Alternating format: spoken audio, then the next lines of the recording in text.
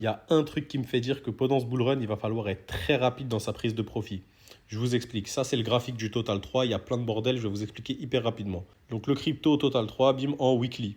Donc là, ce que vous voyez là, déjà, en premier, le RSI. Il est là le plus gros problème. Une grosse divergence sur le RSI en weekly. Ça, c'est hyper négatif.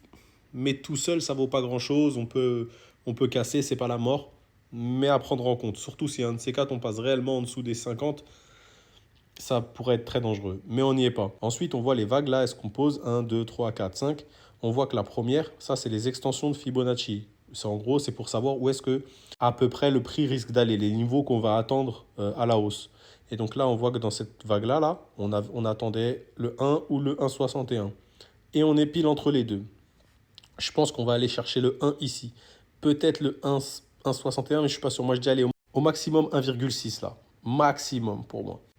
Et ça, c'est inquiétant parce que si on va les chercher maintenant, vous savez, en général, je ne sais pas si vous connaissez ce que c'est que les vagues d'Elliott, mais les vagues d'Elliott, ça se compose de 5 mouvements pendant la hausse et 3 mouvements correctifs. Donc un, 2, 3, 4, 5. Après A, B, C. Et là, on est clairement dans un mouvement, dans une vague 5.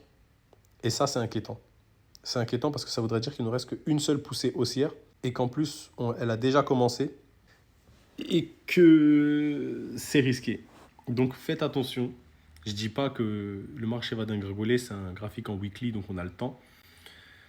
Mais c'est inquiétant. C'est inquiétant parce que ça se trouve, on n'aura qu'une seule poussée haussière. Les gens vont croire qu'on en aura une deuxième et on va tous se faire sortir. Moi, je clôturerai très tôt et après, je vais faire du trading sur le reste. Je vais trader mes positions en gérant mon risque, mais attention, c'est le truc qui me fait peur.